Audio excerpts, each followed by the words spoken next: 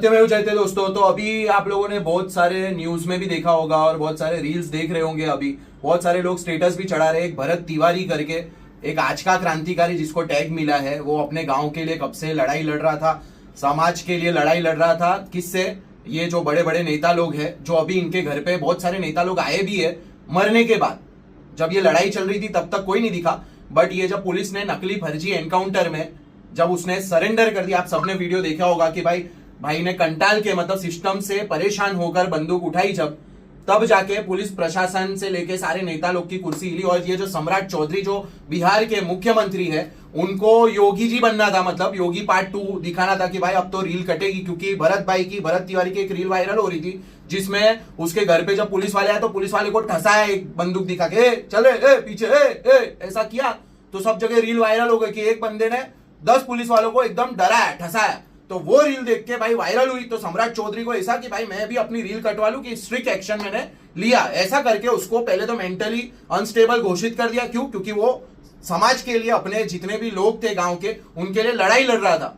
उनको एक अच्छी जगह दिला रहा था कि जहां पे पानी भर जाता है भाई, 8-8 फीट जहां पानी आता है वहां पे 4-4 फीट की जगह दी थी गांव वालों को। एक जगह से उठा के दूसरी जगह दी थी कि भाई यहाँ पानी भरा जाता है, गंगा का पानी यहाँ तक पहुंच जाता है, तो यहाँ पर ये जगह सरकार अलॉट कर दिए। पर वो भी 4 फीट, मतलब समझ, तो 4 फीट की जगह जहां पे 8 फीट पानी आ जाता है, उसके लिए लड़ाई चल रही थी कब से, पर कोई सुनवाई नहीं हो रही थी। जो आज बड़े बड़े नेता है, अगर वही टाइम पे उनके आसपास के गांव के नेता कि भाई तब तुम कहां गए थे जब ये आवाज उठा रहा था, अभी तो तब हाँ हम आगेवानी करेंगे, 1 हफ्ते में हम न्याय दिला देंगे, ये कर देंगे, वो कर देंगे, अरे आश्वासन दे रहे कि हम तुम्हारे साथ है। अगर तब साथ दे दिया होता तो आज भरत तिवारी जी जिंदा होते।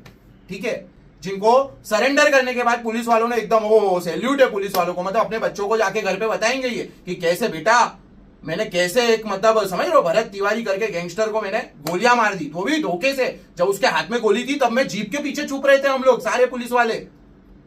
तो जैसे ही गोली उस बंदूक फेंकी वैसे ही हम बब्बर शेर बन गए। ये कहानियां सुनाओगे तुम अपने बच्चों को, ये एक एग्जाम्पल सेट करोगे अपने बच्चों के लिए, फ्यूचर के लिए, कि कल को तुम भी कभी कहीं समाज के लिए आगेवानी करोगे तो तुमको भी ऐसे आएंगे हम जैसे पुलिस वाले मर्द, समझ लो। तो जितने भी समाज वाले हैं, जितने भी, वो देखो पहले तो वो उनका नाम तिवारी था, पर जितने भी ब्राह्मण थे, मतलब फिर भी पूरे गांव में जिसका भी इंटरव्यू लिए जा रहा है, जो भी वो पिछड़े समाज के जो भी है, वो सबके आंखों में आंसू है कि कोई जाति वाला एंगल तो यहाँ पे ये लोग चाह के भी फिट नहीं कर सकते सरकार वाले, क्योंकि सब लोग उनको चाहते थे। क्योंकि उनकी वजह से पूरे गांव में लाइट आई, उनकी वजह से कितनी सारी चीजें आ रही थी वो गांव में। उन्होंने बसाने के लिए क्या क्या क्रांतिकारी आवाज उठाई अकेले दम पे, कुछ शादी वादी नहीं की। उनके घर वालों का आप इंटरव्यू देखेंगे तो उनको पता चलेगा कि भाई अपना उन्होंने वीडियो बना के पहले ही बोल दिया था कि मेरी आवाज ऐसे कोई नहीं सुन रहा है, अब मेरे को क्रांतिकारी भगत सिंह जैसे आगे निकलना पड़ेगा और मेरी जान जाएगी ना, उसके बाद मेरा समर्पण, मतलब जितने मेरी बॉडी के जितने भी पार्ट्स हैं वो आर्मी को दे दी जाए, गरीब लोगों को दे दी जाए। मतलब उनका माइंडसेट ही ऐसा था कि अपने देश के लिए, अपने गांव के लिए कुछ करना है। इस देश पर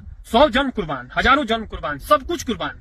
पर ऐसे इंसान को मरने के बाद आप लोग सपोर्ट कर रहे हो। मरने से पहले यही नेता लोग जो है वो तब अगर इतना ध्यान दे कि अपने जहां से चुन के आते हैं वो पब्लिक पे ध्यान दे कि कौन आवाज उठा रहा है, किसकी आवाज नहीं सुनी जा रही है, तो उसके साथ खड़े रहे, तो दूसरे टर्म में तुमको ना प्रचार करने की जरूरत नहीं पड़ेगी, घर घर जाकर भीख मांगने की जरूरत नहीं पड़ेगी वोटिंग के लिए। पब्लिक खुद सामने से वोट करेगी। पर नहीं, अपने को तो जब इलेक्शन है उसके पहले लैपटॉप दे दो, साइकिल दे दो, ये दे दो, मोबाइल दे दो। अरे जो असली में चाहिए, जिसके लिए आवाज उठा रहे हैं लोग, जिसके लिए रो रहे हैं, इनकी आंखों में आंसू है जनता के, वो चीज तो दिला नहीं पा रहे हो जो तुम्हारे पावर में। गुलाम बन के रहोगे क्या? मतलब थोड़ी खुद में भी समझ होनी चाहिए ना कि बंदे ने, अगर चलो मेंटली अनस्टेबल है, ठीक है, बंदूक फेंक दी है तो निहत्ते इंसान पे। और वो सम्राट भाई को, सम्राट चौधरी जो मुख्यमंत्री, उनको योगी जी जैसी रील कटवानी थी कि भाई हम कोई भी दबंग इंसान, वो दबंग इंसान को देते, उनका बुलडोजर फिरवा देते, समझे? जो हत्यारा होता है, जो अपराधी होता है, जो माफिया होता है, ये कौन से माफिया थे भाई?